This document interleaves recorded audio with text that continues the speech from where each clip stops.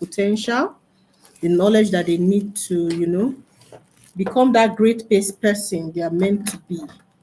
So, welcome everybody. Welcome to Counselor to Empowered with Counselor B on Drills and Pearls, ladies. You are welcome. So great. Yes, so I'm ready. So today, like I said, we are talking about self-image and sexual purity. Does the two correlate? Someone will be asking, what's the correlation between self-image and sexual purity? Oh, yes, there is a correlation. Definitely, most definitely, there is a correlation. Okay, so we'll talk about that today. What is self-image? What is self-image? When you hear the word self-image, what do you think it means? Self-image simply refers to how you perceive yourself. How do you see yourself? How do you see yourself? Beyond what people say about you, how do you see yourself? Because the way you see yourself will determine how you carry yourself, will determine whether you would be, easily swayed, will determine whether you value yourself, which is self-esteem. So if you don't see yourself in a positive light, there's a tendency for you to devalue yourself. There's a tendency for you to have a low self-esteem if you don't have a positive self-image of yourself. And that's what we are talking about today. So self-image, like I said, is how you perceive yourself. Now, what are the dimensions through which one can perceive themselves? Number one is physical dimension. So look at your physical characteristics and say, how do I look? Do I look good? Do I like my body? Do I like my height? Do I like my size? Do I like the look of my face? Do I appreciate, you know, the way I look, the way I dress, my dress sense? When I come out, do I like who I see in the mirror? So physical dimension of self-image is simply talking about your appearance. Do you like how you appear? Do you like your appearance? And that's something that we all would always need to come back to working on, because there are times that you may go through something that it may erode or degrade your self-image, but you need to call yourself back and say, no, that's not me. I am, and begin to say who you really are. I am beautiful. I am handsome for a man. I am, my body is shaped to fit destiny. I'm just tall enough for my life, for my destiny. I am fat enough for my destiny. I am beautiful enough for my destiny. Everybody need to come to that point where they appreciate the beauty of who they look like, their appearance. They would like to come to a point where they appreciate what they look like. And that is very important for everyone, young or old, but particularly for teenagers, because once you get it right now at this age, chances are you will grow with that knowledge and you'll be a confident adult. And who doesn't want to be a confident adult? Everybody wants to be. Everybody wants to be a confident adult. Great. So what other dimension of self-image? Personality, that's psychological dimension. Now, are you okay with your personality? Do you like your personality? Some people are talkatives and they don't like being a talkative. That's already bringing already a low or a poor self-image. Some people are talkative, they are just natural talkatives. Anywhere they are found, they will just make the whole place lively. They will just have something to say, something to encourage others with, something to make people laugh and feel free with themselves. So, do you really like your personality, self-image? Do you like your personality? Do you like how you come off to people? Do you like the way you relate with others? If you like it, then you have a positive self-image of yourself. The third dimension of self-image is intellectual dimension. Intellectual dimension. Do you like your intelligence level? Are you comfortable with the intelligence level that you possess right now? Meaning your intelligence quotient, which is called IQ. Are you okay with it? Are you okay with your intelligence quotient? Are you okay with the way you reason? Are you okay with the way you think about things? Are you okay with it? And if you are okay with it, that's fine. You now have a positive self image because those are the dimensions through which you measure consciously or unconsciously whether you have a positive self image or not. Number four, the fourth dimension is your skills dimension. Your skills dimension. If you believe that you have great skills, it gives you a positive self image. I can do this, I can do that. I'm great at editing, I'm great at cooking, I'm great at writing. It gives you a positive self image. Or it could be social skills. I'm great at organizing parties, I'm great at making things work whenever I'm called upon.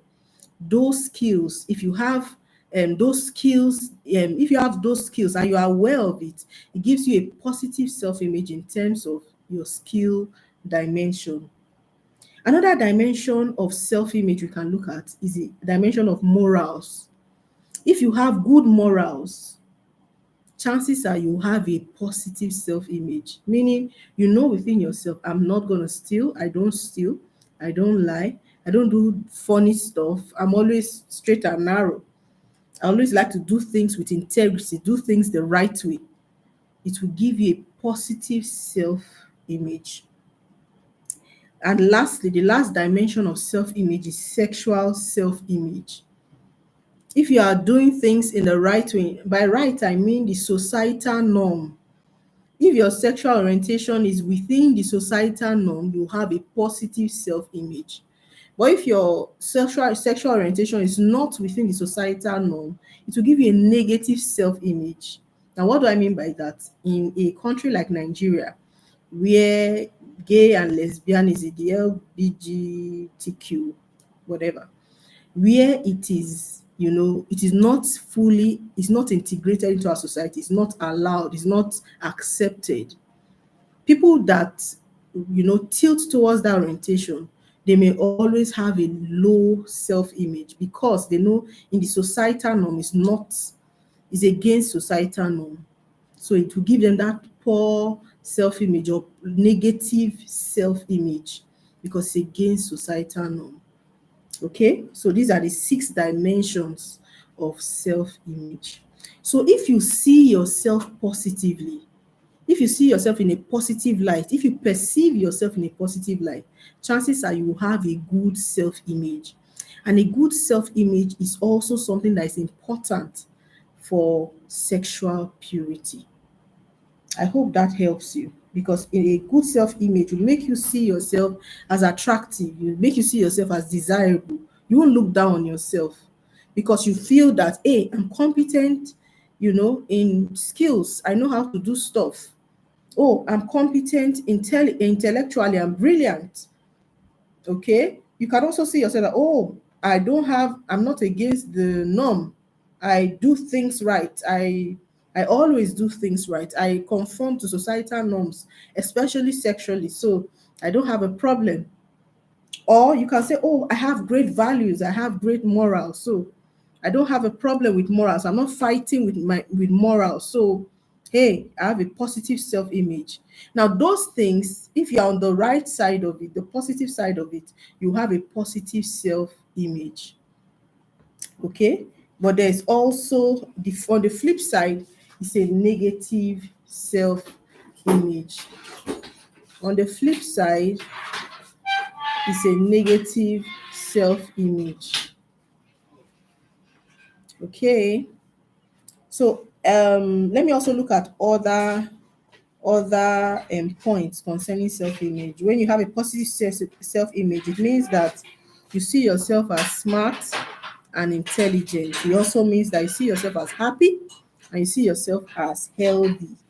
And you also believe that you are close to your ideal self. Now, I also want to define self image in terms of what you want to become. When you have an ideal self in front of you, what you desire to become, self image means you are getting close, you are working towards your ideal self.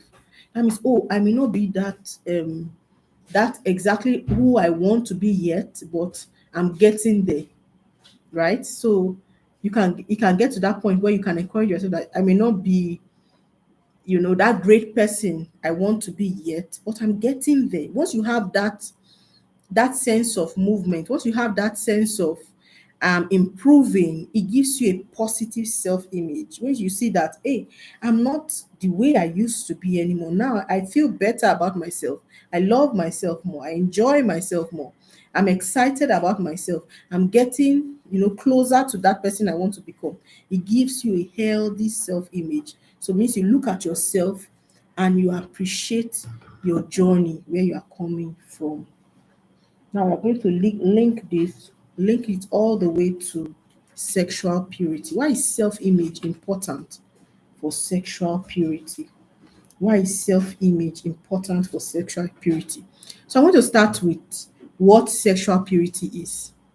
Sexual purity is living a life free of sexual immorality and impurity. Living a life free, if a sexually immoral free life. Now, what does that mean?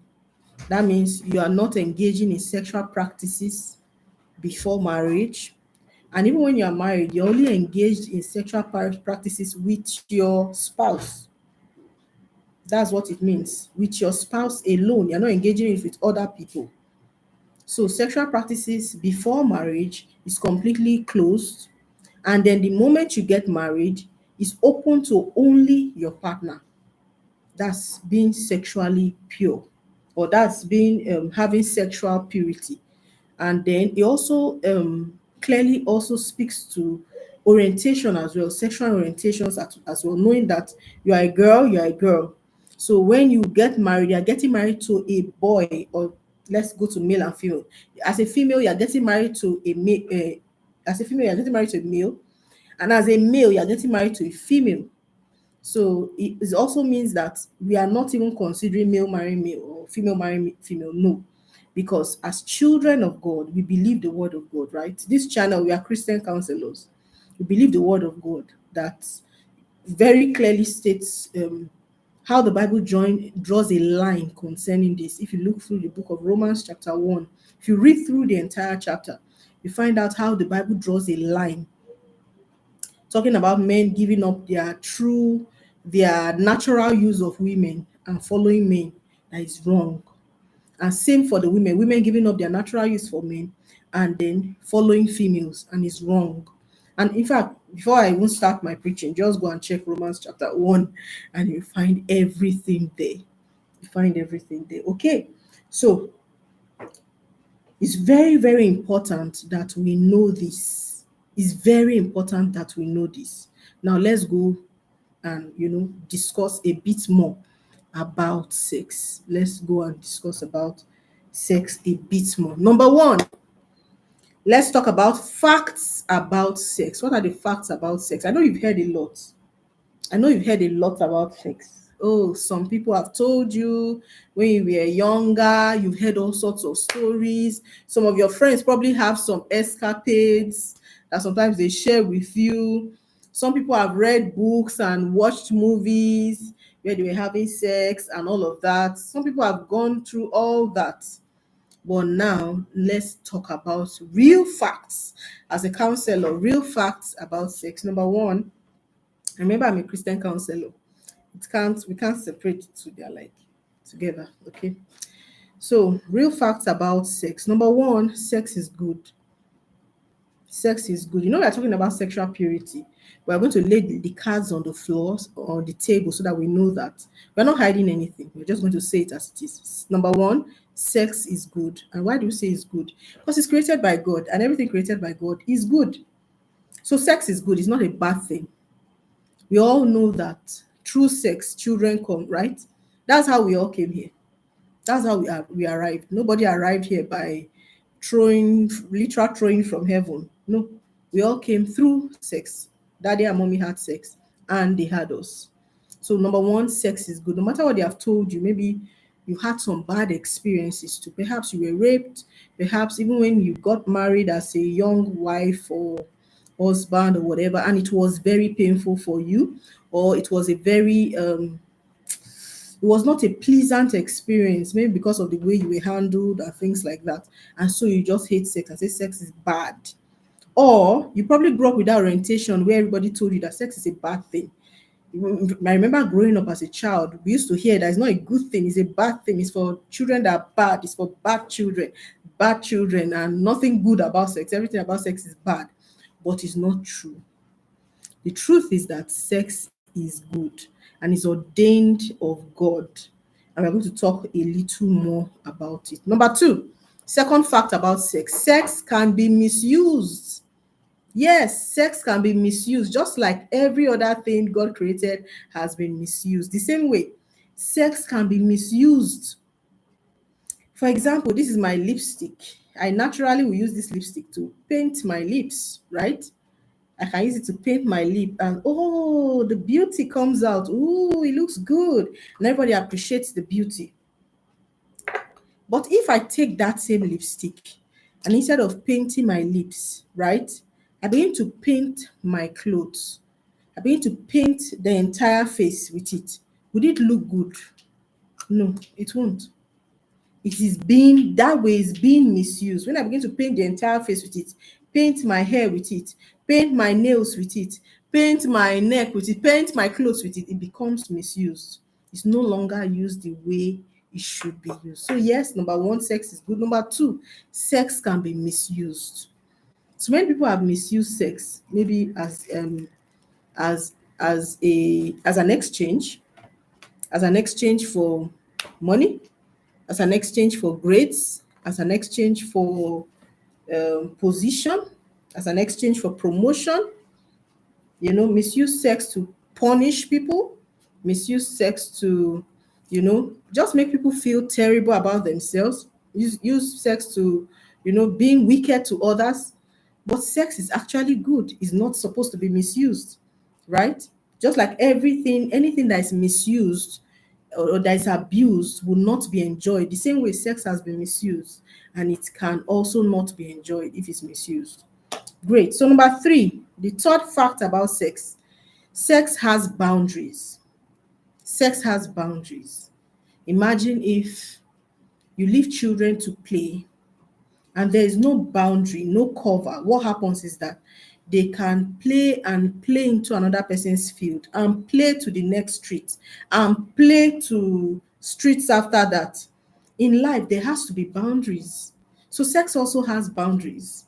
It's not open to everything and anyone and anytime and all. It has boundaries, and the boundaries of sex is marriage. Marriage is the boundaries of sex. As good as sex is, it is for marriage. It is planned for marriage and for marriage alone. So no one can claim and say, oh, I just want to have sex today. I just feel like it. And you're not married and you're just jumping over to get it. If you do, you are misusing it. You are misusing it. You are using it in the wrong place and you are misusing it. So sex is good, number one. Number two, it can be misused. Number three, it has boundaries, and that boundary is marriage. It's for marriage alone. And there's a reason. There's a reason why it's for marriage alone. There's a reason why it's for marriage alone, and we are going to get to it as we continue. Number four, you are vulnerable to sexual immorality. Young people, everyone is kind of open to it, but guess what? Is what you open is what you allow that is allowed into your life. If you don't allow it, there are certain things you can do to protect yourself. There are certain things, just like living in a free in a wide space, you can decide to build fence around for your protection. And that person may decide, I don't need a protection, so I'm going to just leave it open. So anything can just blow past, anything can come in. It's their choice. So as much as everyone is vulnerable to it, you can also build certain things setting structures, setting accountability around your life to keep it away, and build certain knowledge, like the knowledge of the word of God, to keep it away. Okay, so number four, I said you are vulnerable to sexual immorality. Nobody is, nobody is, no, in fact, can you see that people are nearly naked these days? Females are nearly naked everywhere, and all sorts of sexual text messages, information, pictures, videos, nudes going all around. So we are vulnerable, it's open, it's not hidden anymore. So you yourself are the one is the one that will protect you. You need to protect yourself. You would bless me, you would need to protect yourself. Now, number five, facts about sex is that your body belongs to God. And this is where I will explain why sex has boundaries. Your body belongs to God. Now, why do we always bring it to that conversation? Because at the end of the day, you're going to give account for the body that you have, because indeed your body belongs to God. You're going to give account for the body you have. Guess what? All through your life, if you've been, jumping around, sleeping around, and everything, you're still going to give account. You're still going to give account. And guess what? When God says no, no, the marriage bed should be pure, He's not trying to punish us. No, He's not trying to punish us. No. The reason God says so is because He wants to protect you. God keeps sex in marriage as a protection plan for everybody, for males, for females. Sex in marriage is a protection plan for us. It's a protection plan. God kept sex in marriage as a protection plan for you. So it's not to punish you. No, He kept it there to protect you, so that there's a form of commitment around it. If there's no form of commitment, people will just sleep around with all sorts of people, break hearts, scatter homes, you know, spread disease of all sorts. There will just be chaos in the entire society. And some people actually experience such chaos. People that refuse to allow, the standard of the world govern their lives. They actually experience those kinds of chaos. So the reason that God doesn't want us to have sex outside marriage is a protection plan to protect us. Because guess what? If you're having sex outside marriage, number one, as a female, you're thinking of pregnancy. You're thinking of disease. You're thinking of, does he like me? You're thinking of, will he call me again? Am I good enough? You're thinking of, oh, whenever you see him with any other girl, oh, is she better than me? There's comparison, there's all sorts. That's why God says only in marriage. Marriage is the protection plan to make sure that you are protected. Your heart is protected. Your feelings are protected. So there's a commitment around it. So sex is not just casual. There's a commitment around it, because it's heavy. Sex is not just sex, and I'm going to come to that point. It's heavy. Now, number six, sexual purity begins in the mind. It doesn't begin when you are naked, or when someone is touching your body, or when someone you know, is asking you out, or all of that. Sexual purity begins in your mind. What do you conceive in your mind? What do you think about? What do you meditate on? What are you desiring inwardly that nobody can see? Sexual purity begins in your mind. What do you give yourself to? What are if you constantly watch movies that they're always having sex and all of that, guess what? You begin to build in your mind. You begin to desire it, because that's what you are saying. Whatever you keep watching, you begin to desire it, and you can even begin to resemble it. That's why it's so important you are careful what you watch, and we'll come to that as well. So sexual purity begins in the mind. What does that mean? It means you need to make up your mind. It will start from your mind. The decisions you take, you start from your mind and say, hey, I don't want to do this. So you begin to put things in place to make sure you don't get yourself into sexual immorality. It begins in your mind. And if you don't have any boundaries at all, especially in your mind. It also begins in your mind. There's freedom. It's just like someone playing in a field and there are no boundaries. There are no goalposts. It's just freedom. They're just playing and they will just wear themselves out after playing. They will just play and play and play and wear themselves out without anything to show for it. And that's why it's important, especially as young people, that we do sex right. Wait till marriage. Okay, Number seven, another fact about sex is that it is possible to live sexually pure. As a young person, it is possible for you to live sexually pure. I know some people say, these days it's not possible. That's a lie. That's a lie. There are still many young people that are keeping themselves. There are still many virgins in this time. And there are still many secondary virgins, maybe people that were loose before, that had sex before, but they made up their mind and say, you know what, from now on, I'm not going to do it again. I'm going to wait till marriage. There are still many people with that decision that are holding on to that decision and they are not doing it because they've made up their mind.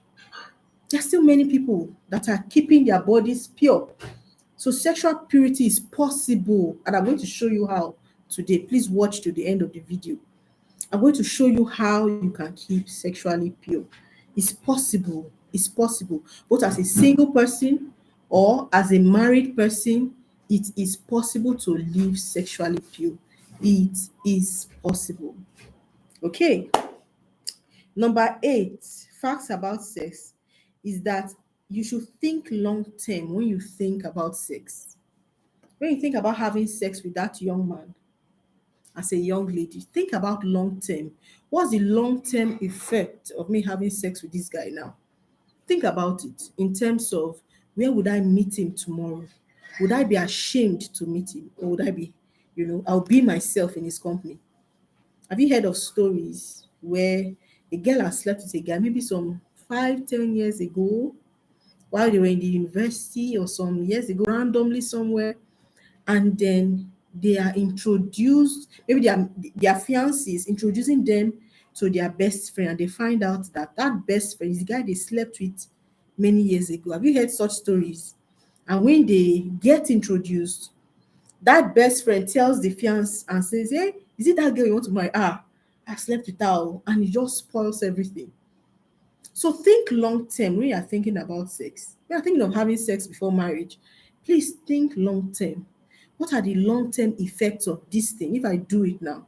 What are the long term effects? How would it affect me 10 years from now? How would it affect me 20 years from now? Think of pregnancy beyond that 5 minutes enjoyment.